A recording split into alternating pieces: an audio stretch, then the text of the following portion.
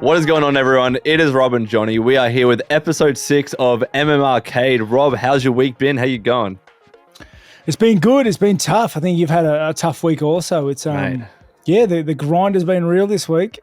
I just finished the kickboxing session and my feet are sore. But it's good. It's good. I'm happy to be here and I'm excited to talk about some stuff. Same as well, man. I mean, this week has just been constant events. Like, we're actually recording later than we usually do. So the podcast might be out a little bit later than you're normally used to by a few hours, but we're getting it out the same night. We're still here. If you are watching on YouTube, please do subscribe. It really does help the channel. Be sure to leave a comment in the comment section below if you want to know, anything at the end of the podcast. We always do fan questions at the end. And plus, we appreciate if you're watching on Spotify, Apple Podcasts, and any audio version. So, Rob, we had an interesting week this week. We had a UFC Fight Night, right, that we want to talk about. The main event there was Holloway versus Allen, man. I'm keen to get your thoughts on this because I thought it was an all right fight. I mean, it was a typical Holloway fight, if anything, but let me know what you thought of this one. Yeah, I will quickly just circle back on the leave a comment in the description below. Yeah. Our episode rundown is more or less a lot of what you guys are asking for, questions you guys are dropping in, what you guys are interested in. So please do leave comments. We watch them. We do read through them. And they, as we said in our first podcast, we are very receptive? Receptive? Yeah, you got it. Receptive to what you guys want to hear, want to see. Yeah. So please keep doing that. Holloway versus Allen. Now, it was you jumped me, but I wanted to ask you, what fight did you watch? Because I watched the whole made card. So everything on the main card. But I mean, what fight did you watch with Allen, Holloway versus Allen? Like, what were you seeing? Tell me. I was seeing like a typical Holloway fight where I actually think Allen did all right. But for most of the fight, Holloway was just in his groove. He was gliding and sliding. And even though Allen came out swinging in that last round and did pretty good, I thought Holloway comfortably won it. That's the fight that I saw. And I thought like maybe Allen probably won the second. But after that, Holloway was just kind of doing his thing. And yeah, I mean, I think that's all I can really say about it. It wasn't like a crazy fight or anything amazing happened. It was just a typical win from Holloway. Yeah, exactly. I'm glad you said that because, mate, I was watching Holloway, and as you said, he was gliding and sliding, and it looked like, honestly, he was just cruising in fifth. Yeah, cruising in third, maybe. Yeah, I mean in fourth. Like he didn't really look like he was overextending. We didn't see a Holloway pressure game where he just pressures you into exhaustion, where he's pitter-pattering you 400 times by round 5. I don't know. He was like really evasive, moving in, moving out. He was controlling that space so well, and he was mixing up his shots to really put Allen off. He was throwing punches. He was throwing kicks mid-combo. He was throwing kicks at the end of the combo. He was evading away sometimes, and then other times he was moving in and countering off a shot Allen would throw. I found it curious and actually quite I thought he did amazingly. He fought most of the fight, the majority of the fight in a southpaw. And I'm pretty sure Holloway isn't a natural southpaw. I'm pretty sure. But, yeah, he fought it most of the fight in southpaw stance and was really effective. He was doing, it's funny. I saw he was doing like the step through. So he steps through with his right leg and then was throwing the left and the left kick. You know who else does that?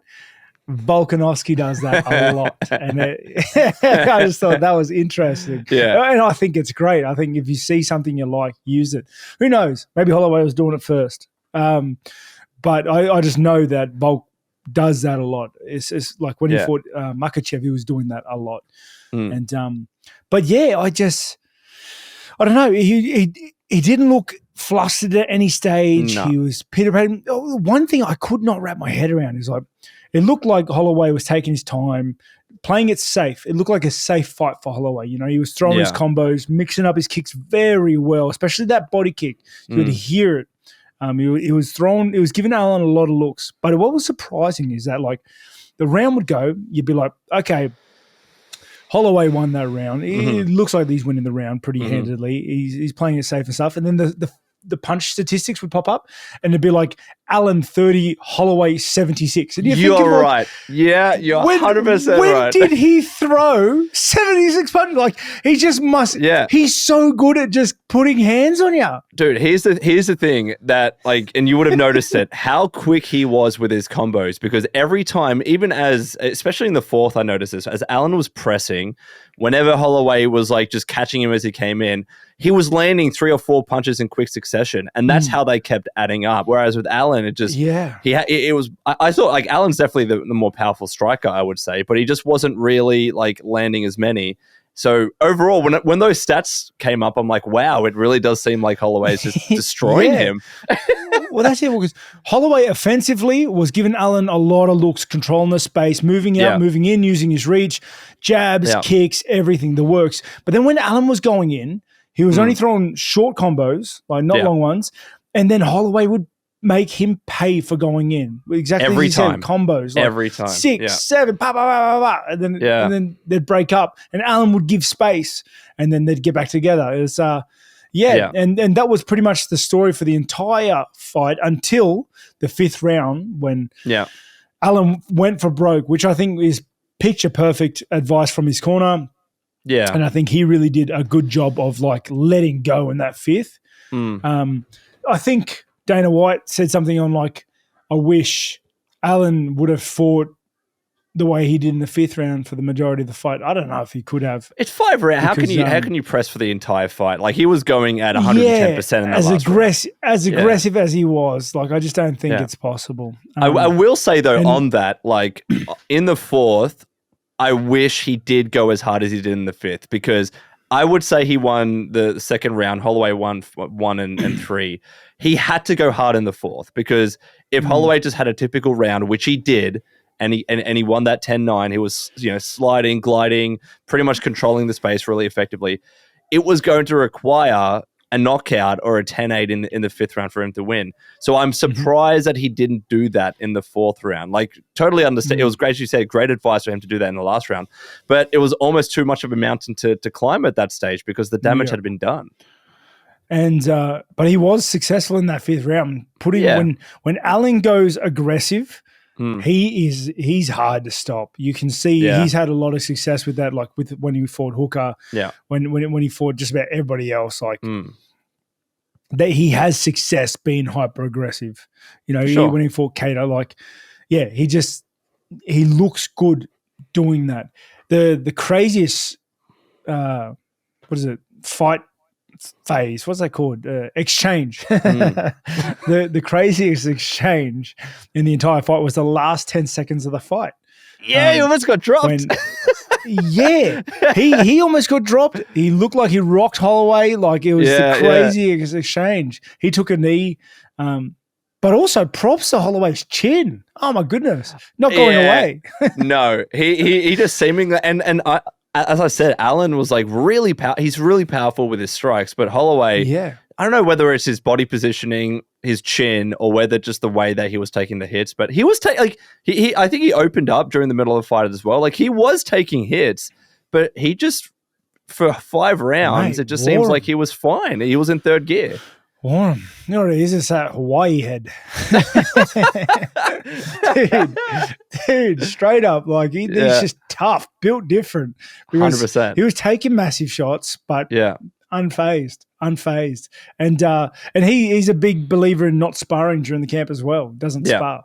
Yeah. Doesn't like it, you know. So what is next for Holloway then? Yeah. That's the big question that I have. That's tricky, because I'm almost in Holloway's shoes. I'm chasing that 3rd fight, and Holloway had his 3rd fight, lost. Yeah. And where does that leave him? I think he's taken the same sort of approach that I am. It's just like, you've got something I want, and as long as I'm doing this I'm always going to be on your heels. Like, never let up, never slow down, because I'm hunting you. Yeah. And that's my approach with fighting Izzy. You know, I'm chasing him. I'm going to get that third fight and I'm going to beat him.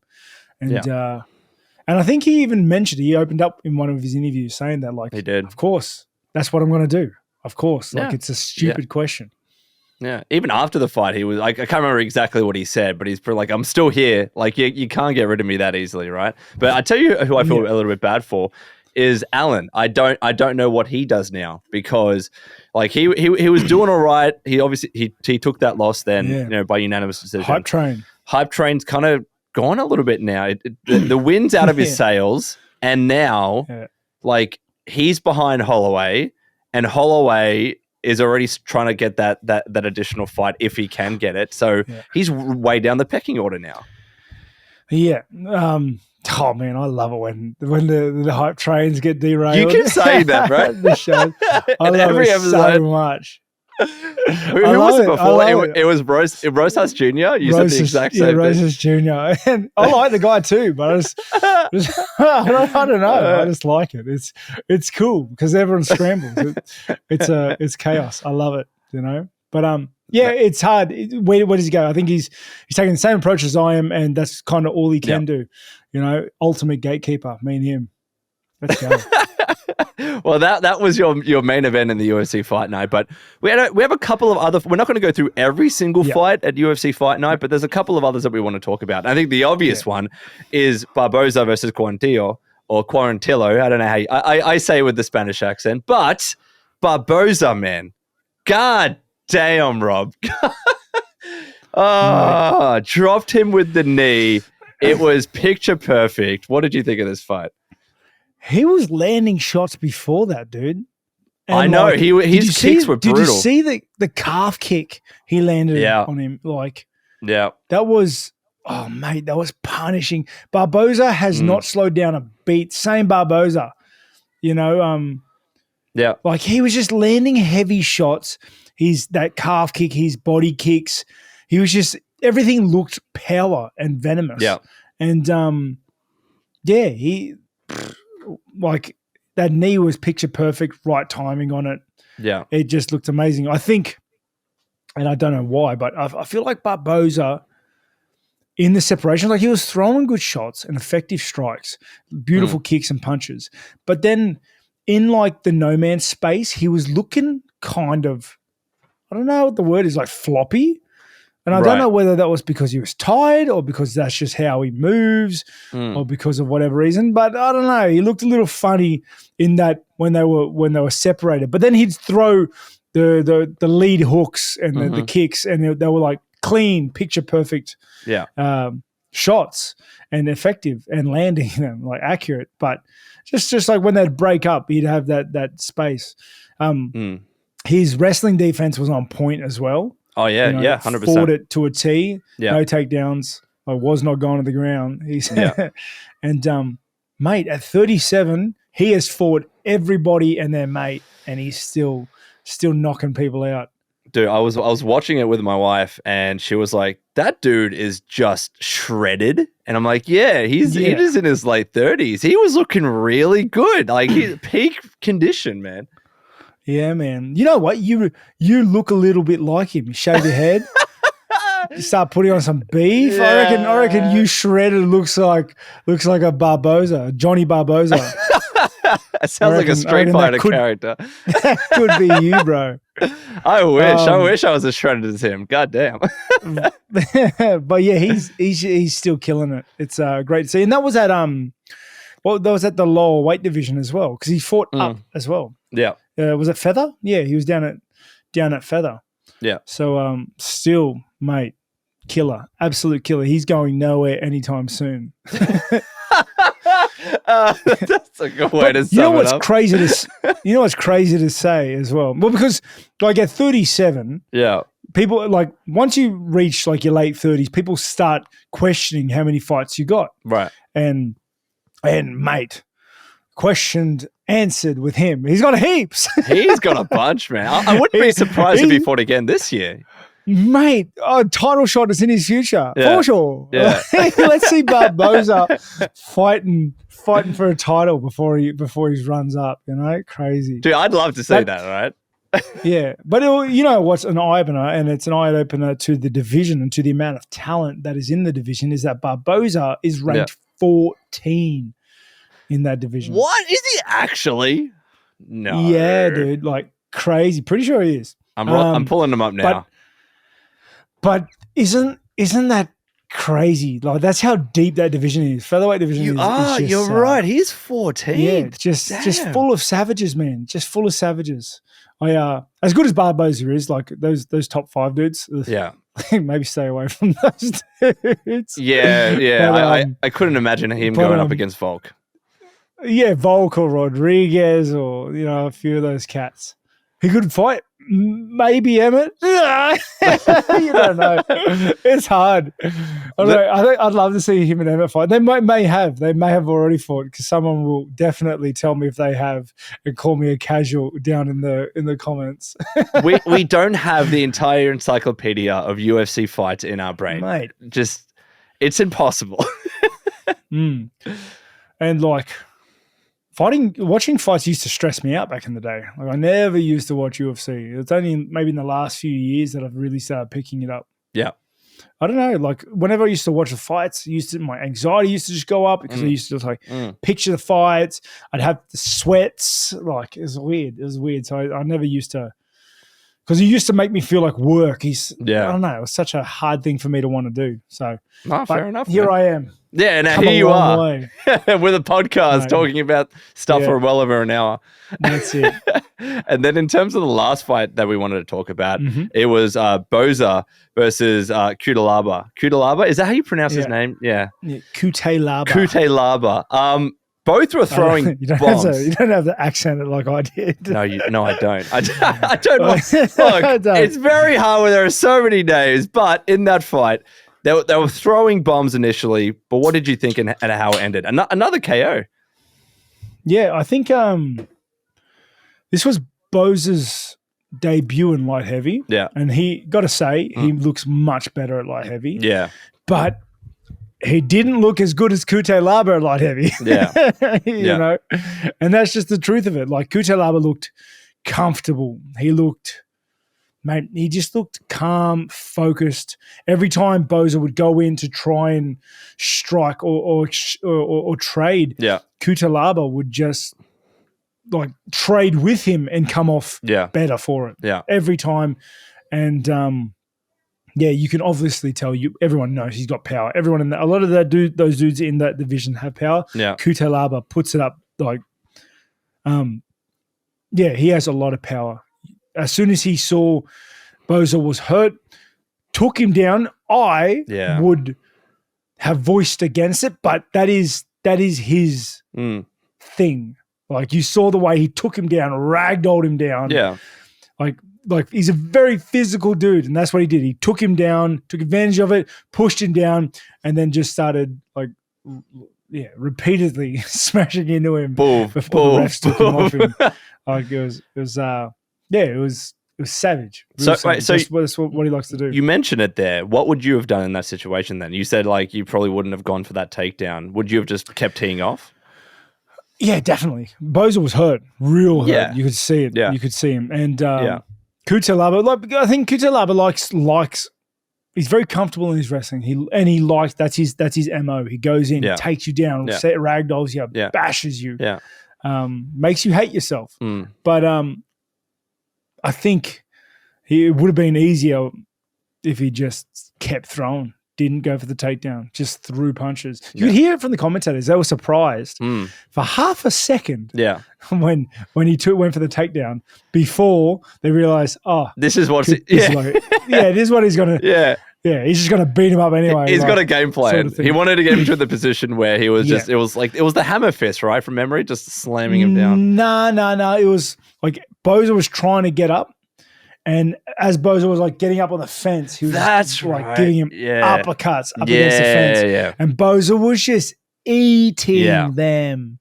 Like eating them. He started going up, then he stopped and he was just getting fed. Yeah. Like that's it. Yeah. But yeah, you know, I think Cutelaba was he's a tough fight.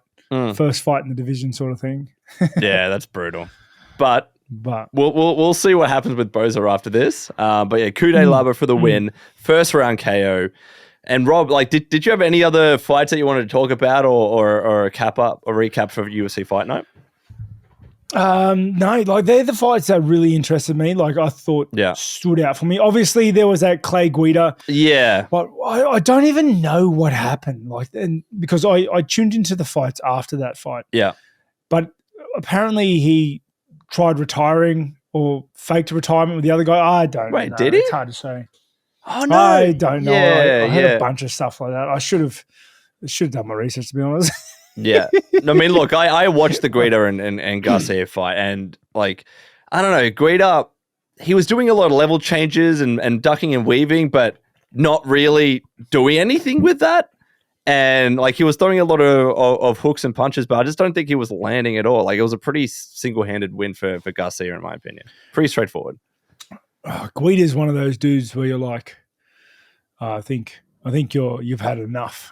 How old is he? Yeah, I feel like I've been watching Guida fights for years. But I know he's been taking beatings for a long time. Yeah, his face after it did not look good, mate, at all. And he's never changed. No. He's never evolved his style. He's never really done any of that. He's always came out the same Guida. Yeah, But yeah, I know there was some controversy of that. I'm sure, again, everybody in the descriptions, in the comments below will let me know exactly what happened, why I'm an idiot for not knowing. Rob. But they're the fights that really, caught my eye, caught my interest. Yeah. I mean, and funny enough, they were my picks for my Cage Punters. Oh, nice. Weekly tipping. So yeah. I didn't want to talk about it because like the Munoz Gutierrez fight, but people booed because it was just like I would have said it was a very technical fight, and I know like the commentators, they were like, actually this is like very high level. But did you end up watching that fight, or did you miss out that one? It was one of the ones that I put on the left screen, and I was doing something else on the right. But they honestly, like it was slow. It was very slow.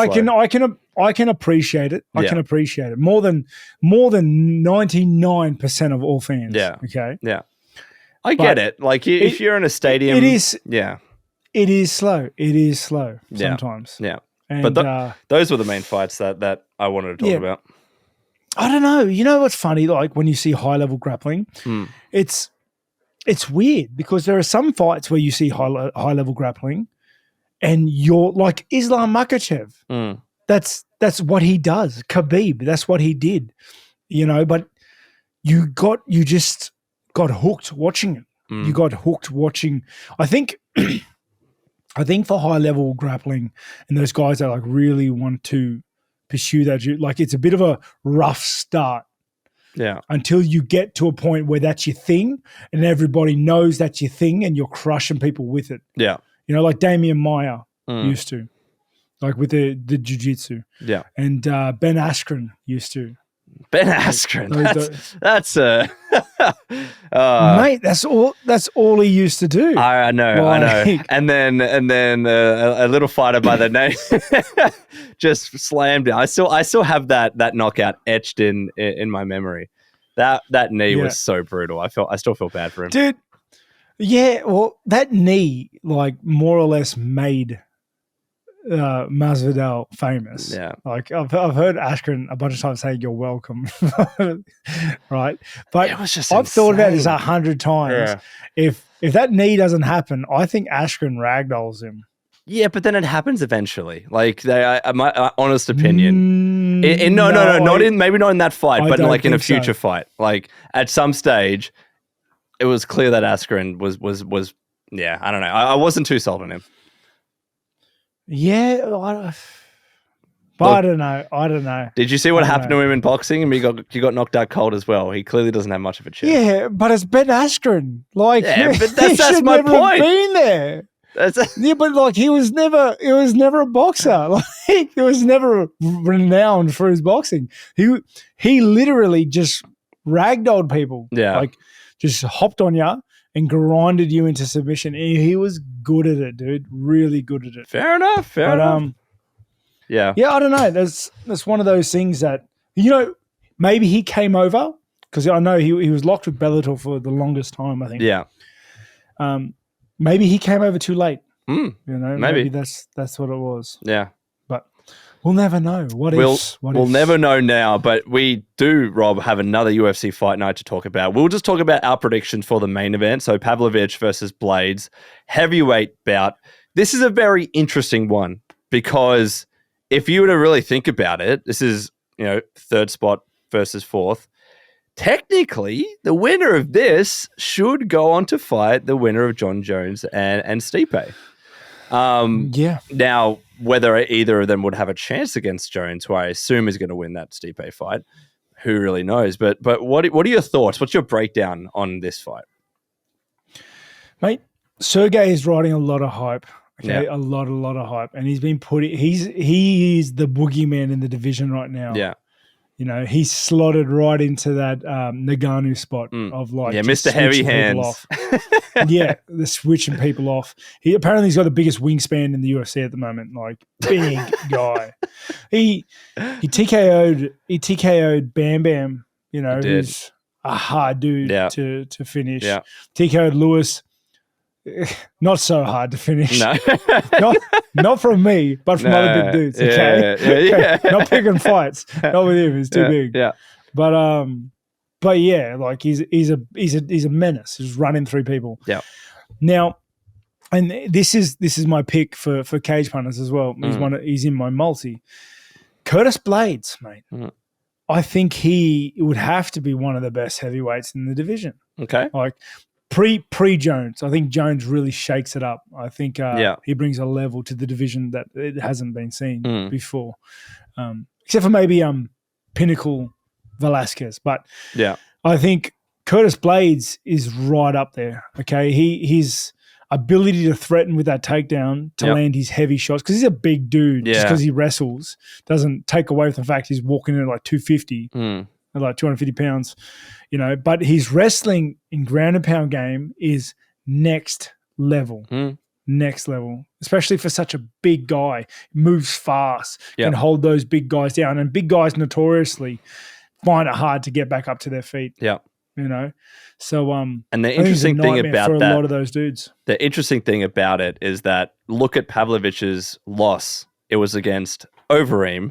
And it was a takedown and a ground and pound. So if any weakness he had is effectively the strength of Blaydes, even though Blaydes doesn't have much of a chin and we talk about heavy hands, I still think Pavlovich is going to win it. Like if he gets, one or two strikes on him, he's going to get knocked out. But if he can take him down, I think in Blaydes actually stands a chance. What do you mean no chin? Blaydes, if you look at it, he was knocked out. So 2 of his 3 UFC fights, he was knocked out cold. So his chin is a little suspect. Look at the dudes that knocked him out. I know, but that's the thing, Rob. You're talking about Pavlovich, who's probably got the heaviest hands now that Ngannou's gone. Derek Lewis, Francis Ngannou. But that's what I'm saying. Like we are talking about the heavyweight division, so you have to mention it. So Francis Ngannou twice and Derek Lewis. Yeah. And now we're talking about Pavlovich. So I think you would have to say, look, you're right. Anyone in the heavyweight division has a weak chin if you're coming up against them. Yeah, those two dudes, you know what I mean? And like this wasn't like recent Lewis. I feel like recent Lewis has lost a bit of his whatever Shine. That was that he had for a bit. A roll maybe. He had a roll at one point where he was just knocking people out. Yeah. And I feel like once he lost that invincibility from that, he just, I don't know, he just went downhill pretty quick. But yeah, like I said, with my multi, I put Curtis Blaydes down. Not my multi. I'm not allowed to bet on them. Because of your hypothetical. My hypothetical, my tip for this fight is Curtis Blaydes. I just think he takes him down. He can get him down, and if he gets him down, Pavlovich slows down, and Curtis Blaydes runs away with it. All right. Well, I'm gonna go against you. I reckon Pavlovich is gonna get the knockout or TKO. That's what I reckon. We'll see who's right after this Sunday, Rob. Yeah. if anybody is curious as well, for the rest of my multi, I got Bobby Green winning. I got Justin Taffer, one of the local boys, got him winning. He's fighting Usman's brother, the big guy. Oh yeah, yeah. First name. Yeah, those dudes. Those dudes. Wait, the odds are locked because someone's going to sleep in that fight. They're both coming off knockout wins. They're just two big boys, just going to go, just bang it out. I don't think Muhammad Usman. He looks scary as well. Yeah, man. Well, Taffer looks scary too. Like he's like a young Mark. Yeah, he's like a version of Mark. How that fight is going to go, who knows? But I do know one of the two is going to sleep. But I'm backing our homeboy Justin Taffer, and then I also had Tavares. Tavares on the card as well. So he's my fourth pick. I just think that fight is good for him. I think it's a good fight for him, and that was my multi anyway. That's this week's fights. All right, let's see how close you get when it comes to your predictions and your bets, Rob. But that is the MMA section. No, look, I will say you've been doing pretty well recently. No, you keep saying that. Pay attention to the tipping page, Cage Punters on Facebook.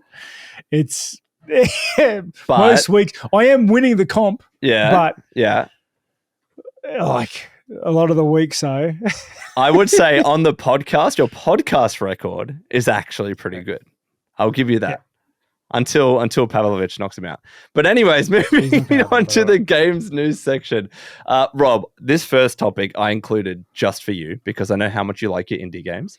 Nintendo Indie World, the Direct, took place this week. It was a pretty cool live stream, and there was a bunch of new and upcoming already announced indie games that were announced for the Nintendo Switch. We got a bunch of release dates as well. So we got some games like Mineko's Night Market, My Time at Sandrock, Played Up, etc. So if you're a big fan of indies, the Nintendo Switch is just constantly bringing it to you. And Rob, I wanted to bring it up because you said when I asked you that you've played Sandrock, and Cult of the Lamb is one game that's on your wish list. So what do you think about all these indie games coming to the Switch? Yeah, I think it's great. Nintendo Switch have always put in a lot of indie games. I think they've these are just the newest ones, right? Yeah. So they've always supported the indie developers, which I fully get behind. I think that is amazing. I think indie developers are amazing. Yeah. And you should always look to support them if you can. That means like the independent developers, right? They're just little companies. And they make stellar games, man. Yeah. They're like a lot of their games I feel are just based on personalities. Like when you're with your friends and like, how good would a game be if it had dragons, but also base building, but also like, and then you get like a 2D game of that. It's like, I like that. My Time at Sandrock, I have played that.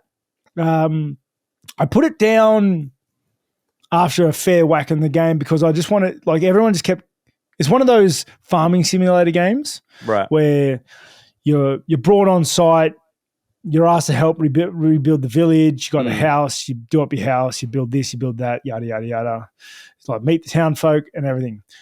Now you're the builder in the town, and the locals come up to you asking for crap all the time, the time. And I get it; it's my job, but it's so annoying. Just leave me alone. I want to just farm my crops, get rich, and go to the bar. That's it. That's all I want to do.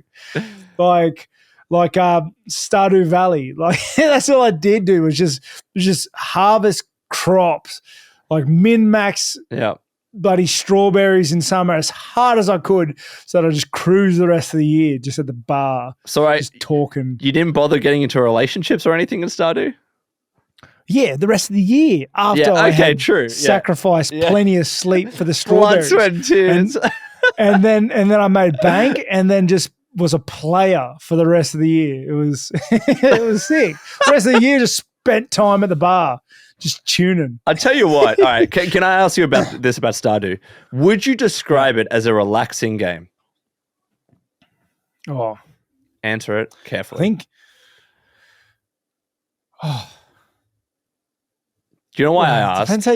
It depends how you play. Exactly. Because a lot of the times people talk about Stardew, they're like, "Oh, it's such a relaxing game. You just get to harvest, crops and farm or whatever." I was stressed every day because I was like, "I got to do this and that before I go to bed, and I got to do it all again in the morning."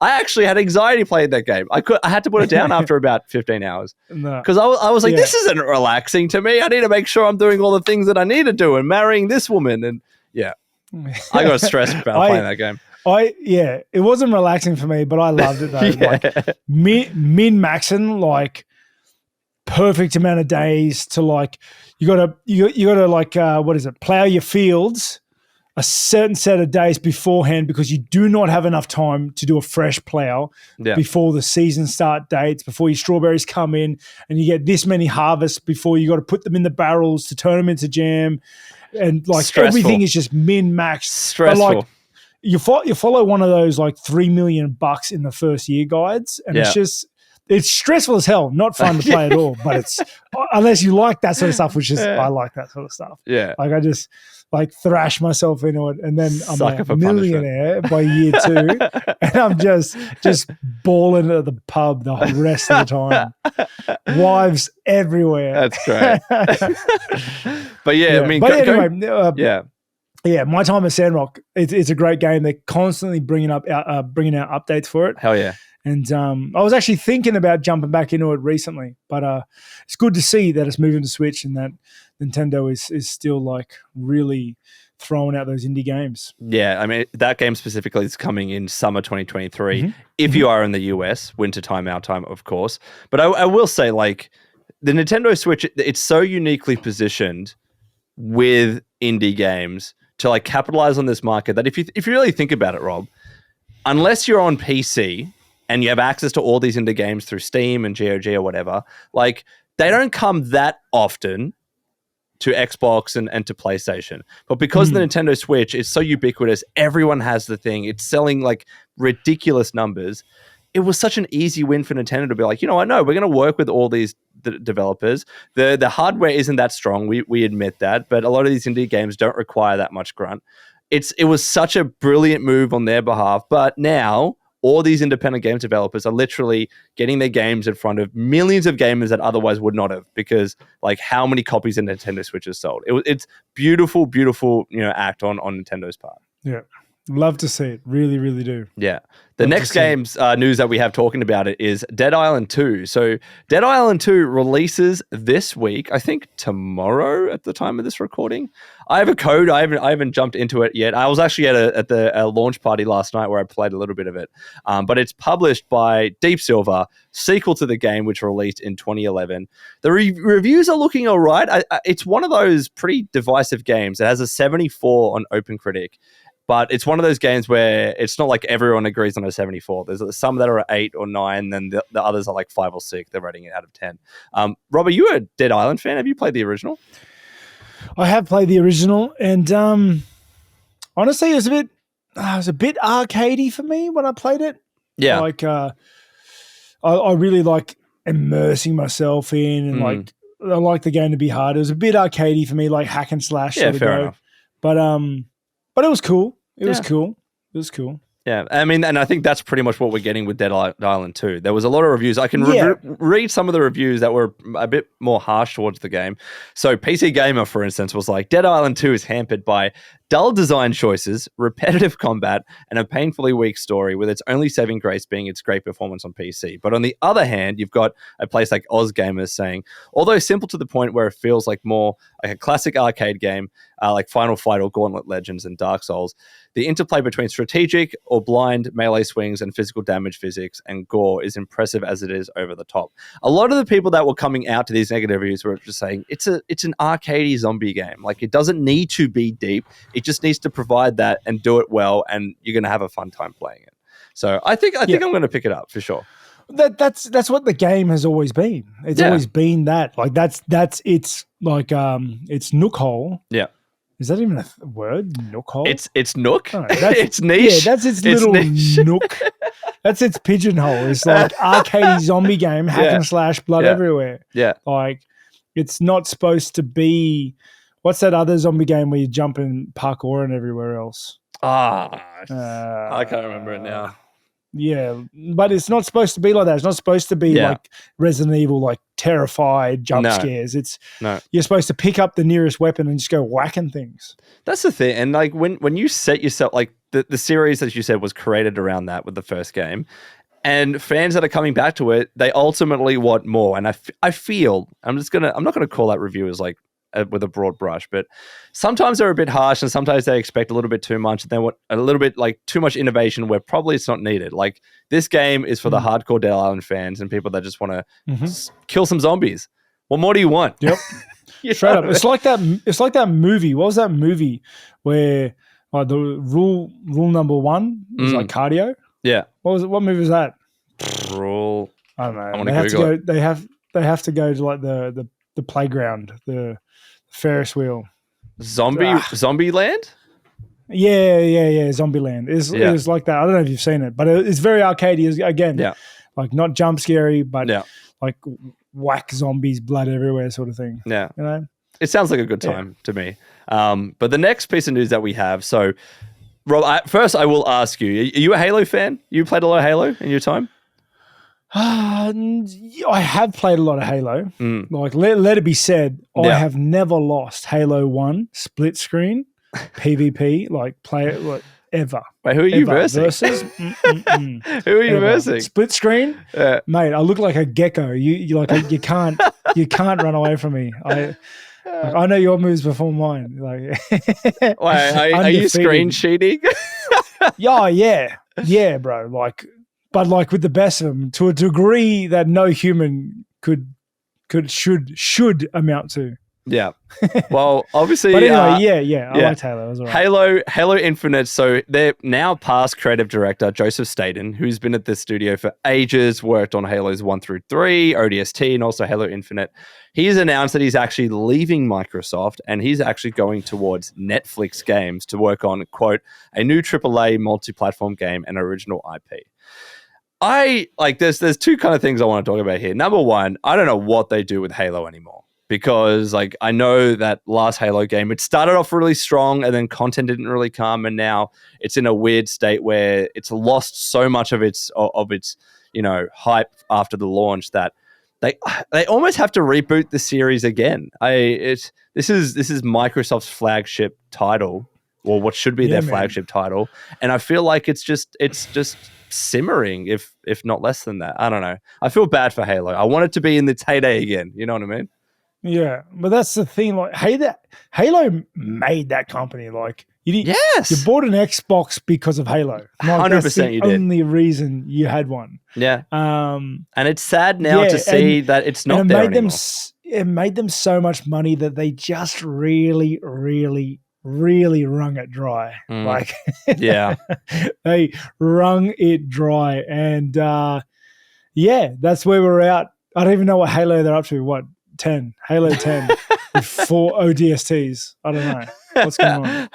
ODST was pretty good, but I kind of think after Infinite that they probably do need to take a big step away from the franchise. Yeah. I support Infinite as much as you can. It still has a fan base. You can still support it, and then come back with whatever the next Xbox is going to be, and just like really focus on it. Pick the right developer and try again. And learn from your mistakes. What are Netflix games? Oh, Rob, I don't. This is the second thing that I want to talk about. I don't know what Netflix is doing. I don't know. Yeah, hell is Netflix games. So I can go and if you have Netflix on your phone, you can go on your phone on Netflix and play games now. Like you mean the interactive ones? No, like look, there's literally a tab now. So you've got home, news, and all that. Games, like for people watching on YouTube, I'm showing it now. Netflix games, unlimited access to exclusive games, no ads, no extra fees, and they have games. I don't know if you've heard of any of these, Rob. Mighty Quest, Rogue Palace, Terra Nil, High Water, Scriptic, Crime Stories. I have a SpongeBob game on there. They're all mobile games. These have to be like interactive ones. They can't be like use your TV remote like platforms. No. I think that you mostly play them on mobile, but I haven't even tried to play it on TV. I don't understand what their strategy is. I feel like Netflix been taking a lot of weird steps as of late, and they've looked at games and been like, we can make money off of games. Let's hire a bunch of people. I don't think it's going to work out, in my opinion. It's because the power's gone to their head, mate. Oh, it 100% had, dude. Mate, they made bank. Yeah, and they're just like, what can't we do? You're right, because everything they're doing now, have you heard what they're doing with password sharing on Netflix? They're pretty much cutting that now. So if, like, my dad, he uses my Netflix. Like, everyone's shared Netflix with everyone. And this year, starting in the US, they're going to get rid of that. They're like, no, you can't password share anymore. It's just, I don't know what they're doing. How would you even know?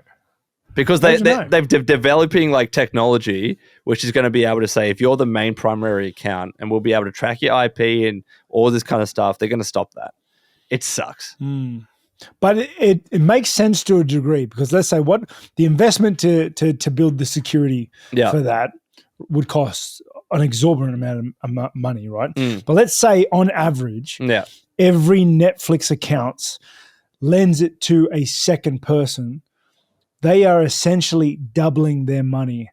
And I know that there are some people who have about 700 people on their account at one time. So they are essentially doubling their big banks already. I like to think, I think they like to think they're going to double their money, but a lot of people will just not pick up the subscription, and they'll probably just pirate movies and TV shows, which I do not recommend for anyone to do. I don't do that, but a lot of people are going to do that as an alternative.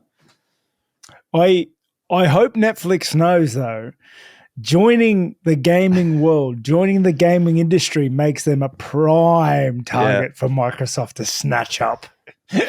Next big acquisition, Microsoft and Netflix. 100% Microsoft should take Netflix over. Do it. I will support that. I want Microsoft to take over the world. Look, let's see what Netflix does with all their new studios and getting stuff on like Joseph Staten. I'd be interested to see what his new AAA multi-platform is going to be. I just can't imagine. Can't wait.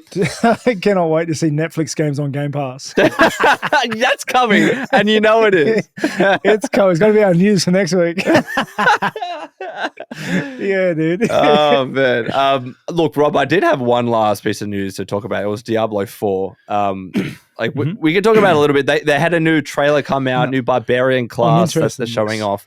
There's one thing that I want to talk about, caused a little bit of controversy in the Diablo community this week. So fans are becoming frustrated that there's a long-time quality of life feature that's become, I saw it described as a staple in this franchise. I don't know whether that's true, but essentially it's the overlay map that allows you to look at the map while you're still kind of controlling your character.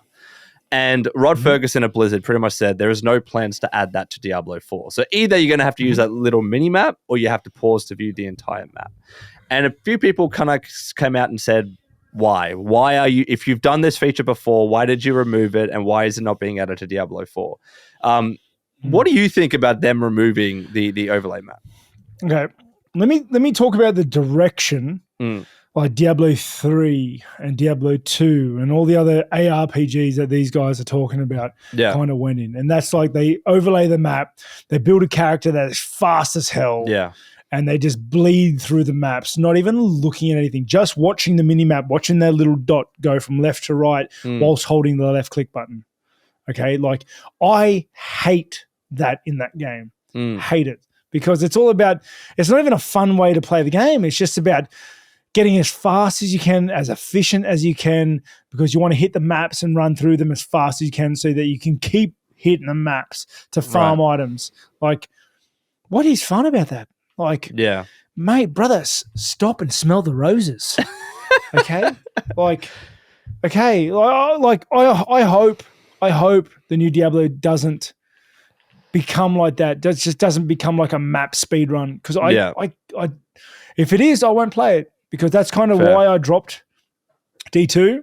It's why I dropped D3. It's why I dropped PoE. Because I don't like playing like that. I like seeing the skills whatever class I'm playing is playing. I like being able to play the suboptimal class. Yeah. Because like even though it's not bloody blitzing through the level at light speed, like you can't even see anything that's going on. It's like when you look up builds, it's like map clear sub 1 minute. It's like, so you're definitely not playing as Necro then. There's no way if it's still overpowered. No, I'll probably play a barbarian. I usually pick up barbs, but problem is they're always so shit. Like they're always so bad in these games. I thought you liked a challenge. I thought you're a sucker for punishment. But that's the thing though. if there was a reward for the challenge, I would invest because I enjoy it. Like the reward pays for itself. But like if the end goal is just how fast you can get through the map to farm the item, then what?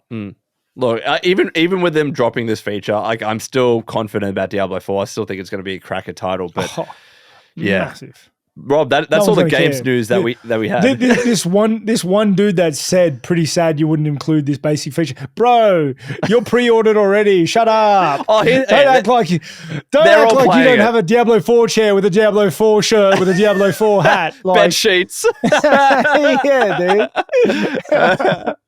I'm so keen to play it. Maybe they'll have another beta soon. We'll see. But the next topic that we have is what we're playing / watching, and we're adding a new one to this / reading. Rob, tell us why you want to talk about what you're reading. Because I read in the comments that someone was like, "Hey, Rob, what are you reading? I heard you speaking about it before," and yada yada yada. You know who you are because I've forgotten your username. Sorry, but yeah, people are interested, and like I said, we're very receptive to the comments and stuff. We like putting in what you guys like listening to. So, okay. Interesting week this week. Okay. Because for a couple reasons. The new seasons of anime has just come out. I think maybe we spoke on it last week. I can't remember, but they have dropped and they look good. I'm waiting until I get up to about episode 4 before I start binging them. What we're playing, okay? What I'm playing right now. Bit of a weird one. Now, if you play this game, hit me up in the comments below because I need help. I'm terrible. I'm playing Ragnarok Online Origins Global. I think it's just Ragnarok Origins Global. Okay, it's called Rogue Global. It is a mobile game that you can play on your PC as well. Right. And they've just launched a new server out. It is I don't know what's going on in it. What am I looking at, Rob? Mate, Tell me. I don't know. I only started it probably the day before yesterday, and I've been a big fan of Ragnarok Online since it came out in 2004. Like that was my game. I had my guild mates. We had guild meetups. We used to compete in the War of Emporium every Sunday at a certain time. Like I was very heavily invested in that game. Okay, and if you've played it, you know how heavily invested you have to be. I think I capped out at level 94 Paladin, which was pretty high. It takes a long time to get that. Okay. Anyway, I was getting the itch as every row player does. So I was like looking up what's going on, and this dropped, fell into my lap. I jumped on it. Don't hate it just yet. Don't know what's going on. So, but I'm interested to keep rolling it until I work out what the hell's. Jonny, I want you to play it with me. Let's go. We can start up a guild. It doesn't look like my game, Rob. I'll be honest with you, mate. It doesn't look like my game, but I'm keen to. I'm keen. I need to know, Rob. What when you saw? I don't even know if you saw the gameplay, but what was going through your head that was like, I need to play this game. Of any other game out there right now, why this one? It looked interesting. Yeah, well, it's Ragnarok Online, dude. Like, I like the classes. I like that. And there's PvP. Fair enough. I like fighting people with those classes. It's Ragnarok Online. I can't explain it to you. I just like Ragnarok Online. It's fun. Okay, all right. Because this is a mobile game, obviously there's heaps of pay features. Heaps. Oh. So I'm gonna have to take a second job at some point if I get into it. But there's heaps of like auto battle functions because it's based on mobile. And so it's got like a lot of, you can just start auto fighting monsters and then walk off. Yeah. I love that, dude. I love that. That is great. Yeah, but the problem is, Rob, then when you start doing that, they'll be like, well, here are some diamonds or whatever the currency that you can use to speed up the process. So you don't have to walk away. You can just stay there. They're draining you dry. Money. Go. You said that you could have like one Easter egg during Easter because funds are low right now, and now you're spending it all on Ragnarok Online. Yeah. A fight is needed. You're gonna see me working doors, door shifts. But so if you guys, if someone listening across the globe, because I'm assuming we're global at this point. We absolutely are. I'm assuming we're global with our huge amount of subs. If you're listening, please comment in the comments below, and help me. All right, that'd be great. Yeah. But okay. What are you playing anyway? What are you playing? Well, as I said, like last night at the launch party, I played a little bit of Dead Island 2. I like it. Ragnarok. Ragnarok. God of War. Sorry. I'm still playing God of War. I don't think I'll ever stop playing God of War because I play it for a couple of hours and I put it down for 2 weeks. I'm like, all right, I'll try again. I don't know. Yeah, I'm gonna have to forever keep saying that I'm playing God of War. Maybe like on episode 100 of our podcast, I can finally say, Rob, I beat it. Yeah. I did it. Lucky I talk so bloody much on these parts. I'm so glad. You watching anything new? No, the second episode of Demon Slayer, as you said, it's new anime season. So second episode Demon Slayer dropped. I'm really liking it. I don't care that it's mainstream. It's building up really nicely. Are you watching it as it releases? Yeah, like straight away. Yeah, you see, I that kills me. I do that, but only after they've released about at least 4 episodes. Yeah. And then the 4 satisfy me to watch it by episodes. And then usually I drop a lot of them by episode 8. Fair. Because they turn crap. But the second arc of a 12 episode anime, I reckon halfway would be about 6, give or take. The second arc sometimes is always how you're going with a lot of these drops, like a lot of them. My general rule is if you enjoy the first 3 episodes of an anime, you have to watch the rest of it, right? It doesn't matter how boring a particular arc is, you've got to do it. That's my humble opinion. At least the season. Yeah. All right, the season. I will say that. Yeah, I have broken that rule so many times. Like there's so many series I've started. Yeah. End up just I can't just by episode 8, 9, I'm struggling to care. Like I will be like midway through an episode, and you'll stop watching. I'll literally press pause and then never come back. Like never come back. That's brilliant. I'm having a look at my Crunchyroll list to see what I've watched recently. Well, what are you looking to watch? Like while if 3 or 4 episodes do drop, what's the first thing you're going to be watching? Oh, where's my watch list? Here we go. Yeah, I'm pulling up mine so too. I really like romance ones.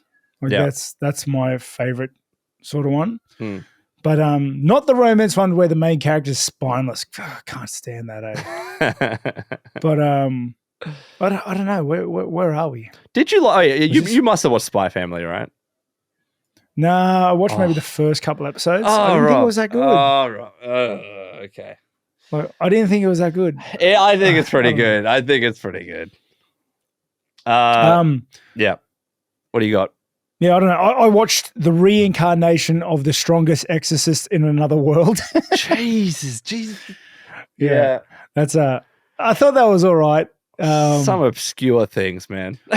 dude gets reincarnated, but he's like godlike strong. Cool. And did you ever watch Dr. Stone out of curiosity? Oh, I did up until a certain point. Yeah. They generally as well, like if they focus too much on characters, but like side characters, like I just fall off them. I just fall off them and just like stop caring. Yeah, because you were talking about like dropping anime cold. I dropped that one so cold. It just was not doing it for me. Yeah, I don't know. I didn't like the characters. It got annoying, eh? Yeah. I don't know. But I really liked the intro. I thought that was sick. Oh, the intro is cool. Intro song. Yeah. Intro song's really good. Yeah. Like really, really good. Are you reading anything though? Like at the moment? I am. I just finished book 4 of a series called The Mother of Learning. Okay, cool. And it is so Such a good book. Such a good book. One of those books you can't put down. Like I have in my back pocket, and if I'm at a set of lights, I'll pull it out and read. Like not in the car because that's breaking the law, but I don't know, walking. I walk. Imagine you driving. Like, all right. I don't pull a book out at the. The analogy went to shit, but yeah, it's like I could barely put it down. It's about a guy that gets stuck in a time loop like Groundhog Day. Oh yeah, but there's magic involved, obviously. Yeah, and of course. And yeah, he's just like trying to work his way through the loop, and you know what's really really hard to do is like make a character. And then have him go through something, go through some sort of trial that ages him or wisens him up or something like that. And then have it really show how it has affected him, not in a blatant, obvious way, but just in the way he talks and reacts to things isn't the same as when he started in the book. It's like the subtle shifts of the character. Like it felt like the character was growing up as I was reading it, and that is such a hard thing to do. And it was just really really good. The Mother of Learning, I recommend it very much. So there's 4 books out at the moment. I just finished the 4th. They hinted at maybe a 5th, but they also wrapped up a lot of the stuff in the 4th. Fair. So it might be done. But look, if anyone's still watching or listening at this stage, if you have any book recommendations, please let us know in the comments. But Rob, we are at the last segment. I got to say this. We said, this week's podcast, we'll do a short one, 45 minutes, 40 minutes. We're already over an hour. Yeah. We just, it can't be shorter than an hour, Rob. It has to be. It can't. I can't. I just talk too much. But the last segment, fan questions. All right. The first one comes from Nick A. Nick asks, specifically for you, Rob, how do you think the Belal and Covington fight would go if they were to fight? As hypothetical. I think Covington would just apply too much pressure. Okay. I don't think it would be easy in the first couple of rounds, but I think as the fight wore on and over 5 rounds, I think Covington slowly wears Belal down and gets the better of him. You know, I do understand Belal's a good fighter, but Covington's a bloody good fighter. Good fighter. And everyone, he lost to Usman. Yeah. Right? Only lost to Usman. But that was during Usman's heyday. Yeah. You know, I say it's his heyday because he was running rampant in that division at that point. You know? Because the Usman we saw when he fought Leons too wasn't the same as we saw when he fought Covington. No, I don't believe anyway, and that's not taking anything away from that Leon fight. But I mean, look, it's a matchup that we could see very, very soon. I mean, if certain fights go away. But the next question that we have is from Brent Cox. Your question is: favorite fighter that's still active in the UFC? Rob, who's yours? Well, look, aside from you, all right, I'll say that. Yeah. One right answer. I have to say Volk. Number one, support the Aussie bloke. You know, I don't know what it is, Rob, whether it's in the UFC, movies. As soon as you see an Aussie, every Aussie is like, I love you. We got to support you all the time. You have to do it. So it has to be Volk. But obviously, he's got such an incredible, the things that Volk is doing, I would clearly I think ESPN has him as the top pound for pound right now. I do think he's interchangeable between John Jones at the moment. But Volk is just incredible, man. So for sure he would be my favorite as well. Yeah. You know, it's funny because I remember there have been fights I'm watching that I say he's my favorite fighter, but I've forgotten who that was.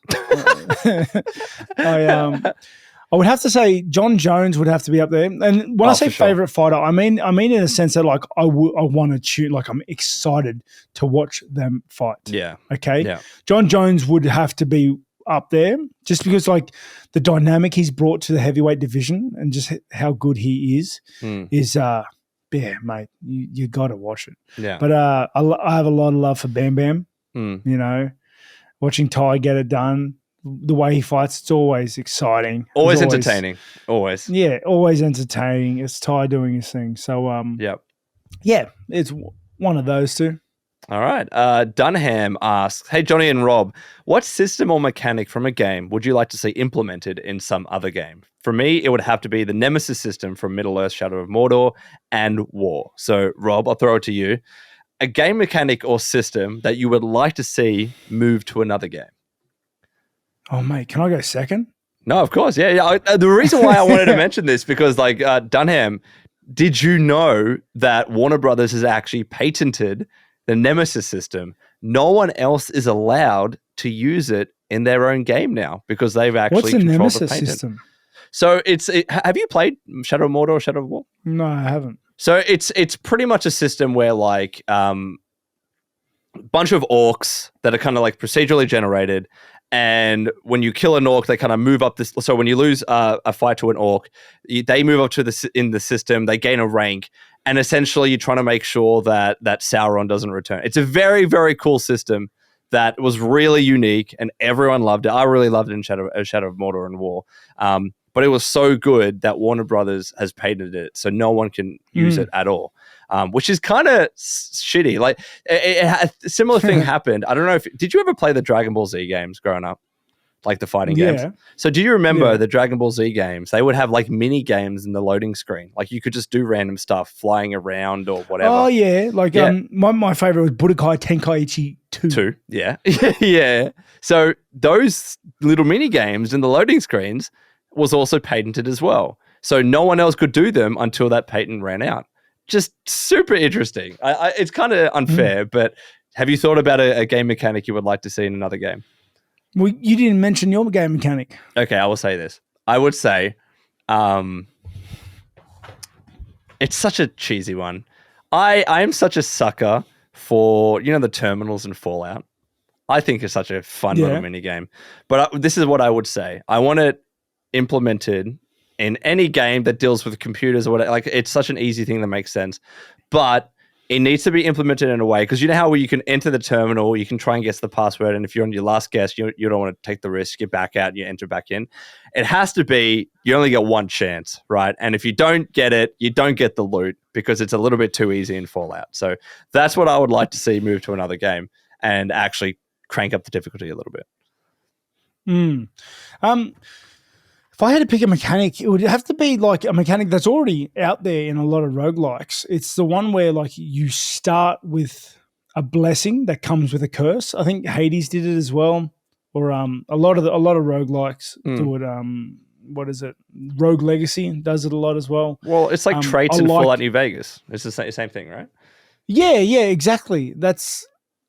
But they're kind of already all over the place. I like having to build a character around a particular defect or around a particular boon and making it work. Like I like that. It's because you like to min-max, and that's the entire purpose. Like you don't focus on your weaknesses. It's just or dump all your points into one stat. You double down on your strengths, man. Always. 100%. The next question that we have, and Rob, this is for you because I haven't played D&D. Have either of you played D&D? If so, what's your favorite class? Okay, now this one's hard because I struggle with actually working out what my favorite class is. Like it's one of the few things that keep me up at night. It's a thought that I play with. It keeps you up at night throughout. I kid you not. I swear on my kids, mate. Like I think about it all day. Like I just do. I don't know why. It's my vice. I just think about what class agrees with me most. And it's not just D&D. It is D&D, but it's spread to more of that. It's like, what class am I? You know. So and it's hard to say. Like I find a lot of benefits with like a spellcasting class, like a sorcerer or a wizard, because like whilst they don't win fights sometimes because they're susceptible to close range stuff generally, and so yada, yada, yada.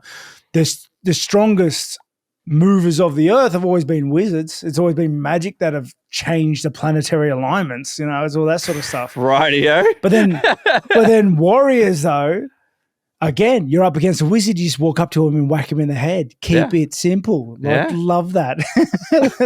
Are you solving world hunger? No. Are you changing the temperature of the earth? No. Can you whack people real hard? Yes. Like, I don't know what my favorite class is. I don't know. But right now I'm playing a lot of Mystic Theurge in Pathfinder, so I really like that. Fair enough. The next question that we have is from Preston Winters. He asks, have you guys played Metro Exodus? I have not. Oh, man, I love Metro. Rob, like, you need to play Metro Exodus. And it's just... It was a game that filled the itch of the playing in the whole post-apocalyptic nuclear world, and it did so well. I love the shooting. It looks like such a pretty game. Yes, Preston Winters, I have played it, and I will hype that game up to anyone. I thought it was, especially the Reduxes when they fix up everything. Such a great game. You need to play Metro, Rob. I will say that. I will. I'll think about it. I'll look it up. Once you're done with playing roguelikes and random games I never heard of. But now the last question, Just Bring It Gaming asks, what is your top 3 most anticipated games coming out that have been announced for the next couple of years? So not just this year, but in the future. Rob, we'll start with you. Top 3 most anticipated games. Okay. Because what I'll do is I'm going to go a bit dark here because I'm going to go into my Steam wish list. Oh, yeah. There's one that I'm really pumped to come out. It said this year, but it's been pushed back forever. It's called Little Sim World. Okay. It's like, I don't know, it's such a weird looking game. It's like you're a little character, you got a job. It's like a life simulator game. Reminds me heaps of Habbo Hotel. Do you ever remember that? I remember Habbo Hotel. Yeah, okay, yeah. Like, it reminds me like that. Like you have a little house. I don't know much more than that because a lot of stuff hasn't come out, but it's said to release in Q4 of 2023. Yep. I doubt it because I've been pushing it back forever, but I'm excited for that. I'm excited for Nivalis. Release date hasn't even been announced. That looks like another life simulator. Looks really, really good. Yeah. Age of Wonders comes out on the 3rd of May. Have you seen anything on that? It's a Paradox game. Not. Do you like Paradox games? No. Do you like grand strategy sort of games? Never really got into them, I'll be honest with you. Okay, so Age of Wonders is like you start your own civilization in Hero, but you can customize them any which way from the ground up. So like whether you're making cannibalistic dwarves that don't like the sun or whether you're like making like vegetarian orcs that are super peaceful. Like you can make any sort of race you want. And you make a leader however which way you want with powers and everything. And then you go onto a world map of conquering or diplomacy and that sort of stuff.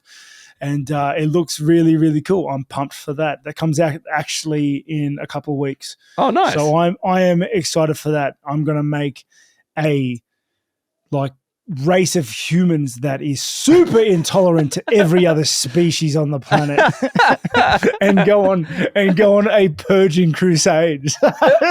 Stupid elves, stupid dwarves, stupid orcs. Can't wait. That's hate elves. They're so silly. When it comes to me though, like we've talked about, Starfield's the obvious one. That's later this year. I tell you what I'm so excited for is the next BioShock game. I am such a big BioShock fan, and I know it's not Ken Levine. Mentioned this before. Yeah, I know it's not the same studio that worked on it, but I'm just like infatuated with the series. I love the world. I don't care who makes it. I just want to go back into BioShock, and they've said that they're going to make another BioShock game. Whenever it's coming, I don't know. But whenever it is, that's all I'm going to play. I'm so excited. Oh, I just got a tickle in my throat. What's happening It's brought you to tears. I don't know what happened there. This never happened to me. I'm dying. I'm getting emotional talking about BioShock. I love it so much. Yeah. But BioShock, yes, 100%. And then what would be my third? And you know what? I'll say this. I really love the Mortal Kombat games. I am not I'm not good at them. I will say, Rob, even though I said that I could beat you with Ken against Akuma in Street Fighter, I'm not that good at fighting games. All right. But the reason why I like Mortal Kombat games so much is because I think they have such a fascinating story, and I love playing the story mode. Every time a new one comes out, I'll barely touch the PvP. I just love the world. I love the characters. I love the lore. next Mortal Kombat game, I'm so for. I can't wait. Do you remember that old Mortal Kombat game where it was like an adventure mode and you had to actually run around? Yeah. Oh, I know which one you're talking about. What was that? Because I got hell into that where you had to you had a character and you had to run around the map and you had to go to different places, talk to people and fight people there. And I played it. That was a cool one. His name was Shujinko. The character's name was Shujinko. Yeah.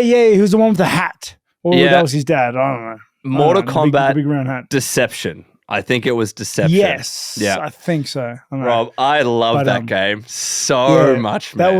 That was really cool. I remember spending a lot of time on that. Because cool. you would go around and you would learn the moves and the powers of all the main people in Mortal Kombat, and you would go to the different realms. That was such a sick game. Yeah. I freaking love that thing. I remembered it. I think fighting games need to do that more often. I think actually Street Fighter 6 is doing something similar with their story mode. That I'm also excited for as well. When that comes out, Rob, that's what I've decided. When that comes out, we'll have our match there. How's that sound?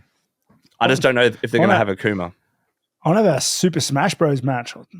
Yeah, we'll do Ultimate. We can do Smash Ultimate. Yeah, I'll do you, bro. I'm so good at that game. I can't wait to beat with you, Pikachu.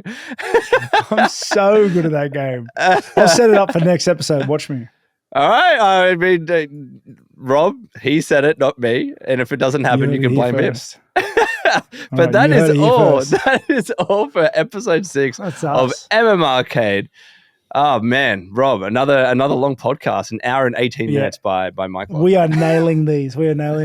Smashing them. I can't believe what just happened to me. My throat just died out of nowhere, and I couldn't talk. So we know Bioshock is like a no-go zone from now on the podcast. Otherwise, Jonny starts crying. I start tearing up. Oh, I miss that franchise so much. But thank you to everyone that's been watching. All of you watching at this stage over an hour. You are the hardcore supporters, and we appreciate you so much.